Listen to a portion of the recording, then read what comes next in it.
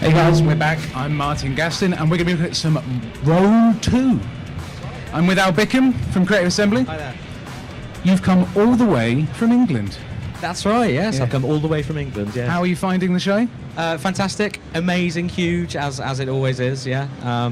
But weirdly, where we're demoing over in the South Hall, we're in a curiously quiet spot, so it's like an oasis of calm, apart from the thundering of hooves with Total War, of course. And of course, one of the main themes about E3 this year has been the next-gen consoles, but this is a PC game, and there's still a lot of love for the PC on the show floor, right? Yeah, enormous amount of love for the PC. I mean, there's some great strategy games coming up at the moment. You know, I think the PC's absolutely thriving at the moment. It's in a really great place. All right, and you've brought 10 minutes of new footage. That's right, yes. Of the game. I guess, let's just get stuck in when we can. All right, here it is. Right, yeah. So this is the new campaign map for Rome 2. It's colossal. It's the most ambitious, richly detailed campaign map we've ever made in a Total War game. It's about 4 times the size, as you can see here, about 4 times the size of the campaign map in Shogun 2. Look, It stretches all the way from Spain to Afghanistan. It's colossal. What kind of a PC is this running on? Let's just get that straight out of the way. So this is around a Core i7, about 8 gig of RAM, and a sort of upper mid-range graphics card at the moment. So it's not an absolute top-end system. Right. It's better than my computer. How's this going to look on my computer? What's your computer like? i5. Oh, it's probably going to look great. One of our aims is to keep the minimum spec for Shogun 2 around the same. Sorry, the minimum spec for Rome 2 around the same as it was for Shogun 2. So we're working on a suite of low-end assets to make sure that people with low-end systems can play and enjoy the game at a reasonable frame rate. So, all right. So we're looking at the overview. Yeah, we're going to so get to see some diplomacy coming out. Sorry? We're going to see some diplomacy, or? So yeah, we haven't got any diplomacy in this demo here, but what we're seeing here is some of the features of the campaign map. We've got the great wonders of the ancient world here, for example, so the pyramids and the Lighthouse of Alexandria, so, you know, Stonehenge, the Hanging Gardens of Babylon, they all give you buffs if you capture those provinces. But now this is really interesting. This shows the evolution of the campaign map through the kind of player agency, so as you decide to upgrade your city, you can expand it like this in order to build new buildings, and that city will expand further and larger. The buildings will rise up, and you'll see some of the buildings you've built reflected in the city, and you can see sort of shanty towns and urban sprawl beginning to appear around the city. You know, as you play, the map really starts to evolve. And how much of the game's going to be taking place from this view?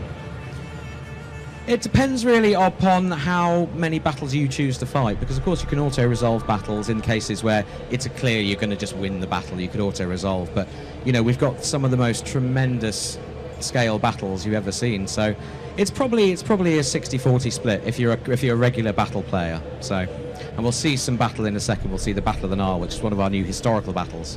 Right, and one of the things I think people have always had a bit of a hard time with is the just the AI has maybe not been as intelligent or as wily as I would have liked in a Total War game. Are we going to be seeing a smarter computer opponent? Well, what you're going to see is you're going to see some great AI on the campaign map and some great AI on the battle map. So on the campaign side, one thing that has often happened in previous Total War games, an AI you may have felt like you've been stabbed in the back, or you may feel like, you know, the AI's declared war on you for no reason, and you can't really see a reason for that, and you think it's acting randomly. What we're doing now in diplomacy is we've got a new panel called the Relations panel, and it lists your actions by which that AI is judging you. So, you know, if you've committed war, if you've declared war on one of its friends, then it won't like that. It'll count as a negative modifier towards you.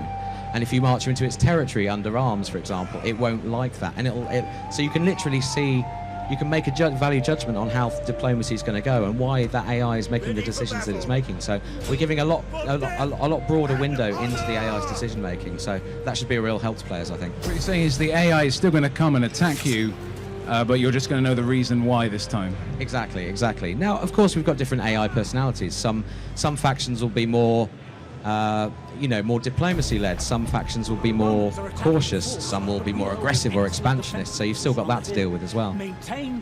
Right, so we've gone into another scene now. We're actually in some battle. So this is the Battle of the Nile. It's one of the historical battles in the game. And this is the armies of Ptolemy XIII being attacked by Caesar and his ally Mithridates of Pergamon.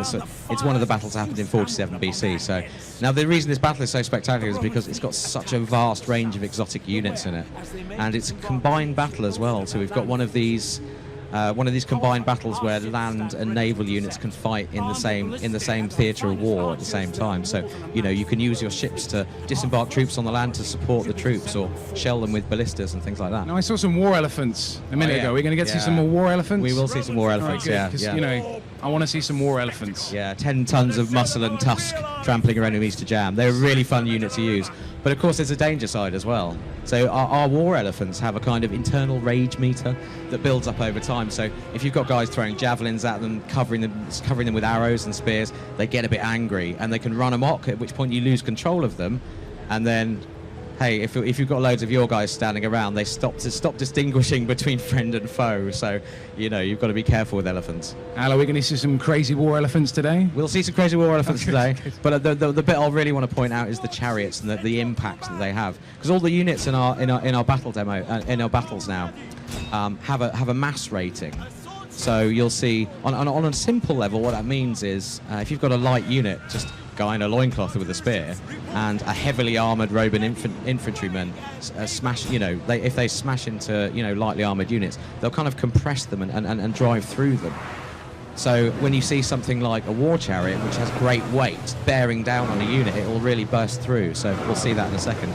Now this is interesting. This is the Egyptian flagship of the Egyptian fleet, and what we're doing is ramming is a big naval tactic of the era. So we've got lots of ships that have ramming capability, and what the ship's going to do now is going to ram into one of the Roman ships, and if we're lucky, we'll see one of the critical destruction animations. Right, there we go. The ship is damaged slightly already, so you've got this great sense of weight and impact and destruction going on. That looks like it was quite a costly. Very much so. I mean, these ships cost a lot of money to build, right? Oh yeah. So the bigger the ship, you're going to have an economy that supports, and you'll have to, through buildings and research, be able to, access that. So it's kind of a late game unit, that one. Right. So if I have to buy that ship, I'm going to feel it when it gets destroyed. Yeah, exactly. Right. Yeah. So what's going on right now? We've got some infantry battles? Yeah, so what we've got, this is that was the Roman infantry coming up the hill. This is the chariots that I mentioned here. Now what we're about to see is this is the unit camera. It's a new feature in Rome 2. We can lock the camera to the unit and see the close-up actions of the old battle. So there you go, you've got guys flying everywhere. That's scythe chariots in action. And these are battlefield deployables, which you can set up if you're in a defensive position. You can set these up before the battle. So what you've seen is a load of guys burning weighted bales of hay, which are rolling down the hill and disrupting enemy units and damaging them as they go. So now I know if you've been following this game, you've been showing off was it Siege of Carthage? That's right. That was the first thing we showed. Yeah, was the Siege of Carthage. That was a big city. There was a lot of sort of insidey battles. This is a sort of big open plain. That's right. Yeah. How does this make the fighting different? Well, for a start, it's based on a hill, so you've got your standard. As you'd think in the real world, it's hard to attack a hill. So the enemy the side that's attacking uphill is always at a slight disadvantage. It's going to cost them more energy to get up the hill. They're going to move slower. It's going to be harder for them. So, as a hill battle. Here come the elephants. And here come the elephants trampling through the Roman troops there. So the reason we're throwing everything at the Romans there is because they're standing on a capture point. We have capture points in battles now. So as long as a unit is stood on that capture point, you can see the flag there. It's cut. The Egyptian flag has come down, and the Roman flag is threatening to come up. So that looks a bit video gamey in a series that's about history. Yeah, well, we still want to. At the end of the day, it is a game. It is a piece of entertainment, and while we still aim for great historical authenticity, we still want to make it a great game to play. And we've got a lot of really interesting new features that really support the idea that we want people to be enormously entertained by this. Now, do you not think this does look a little bit daunting to people who've never played the series before? Yeah, I can see how you'd think that. The beauty of Rome 2 is that when you first start playing the game, you play the prologue, which is right at the start, pre the full campaign. You can play the prologue, which is a kind of 3-chapter, narrative-driven introduction to Total War. So it introduces the very basic features. simply from how to control units on the battlefield and how to recruit and build units in towns, how to expand your cities, and it's really enormously entertaining because there's you play as this sort of fictional historical character that we've designed, and his story which leads up to the campaign game. So it's a really easy in for new players. All right. So I mean, when's the game out? So September the 3rd, we're out. And do you not think that's a little bit too close to some of the next-gen excitement we're feeling right now? I don't think so. I think we can come out fighting, I think. And I didn't see the elephants. I wanted to see some crazy elephants. Where were they, man? Yeah, they were tucked around the back, actually, so we didn't see them. So they were running amok, trampling my own troops to death. So you did promise, though. Well, that's all I'm going to say. I did. We saw some. We saw them smashing into the Romans, but come September the 3rd, you can launch all the elephants you wish at the enemy. All right, and what about the multiplayer? Like, I know we didn't have a chance to see it today. There's obviously going to be multiplayer. Yeah. What are some of the changes you're going to make? Is there going to be a beta?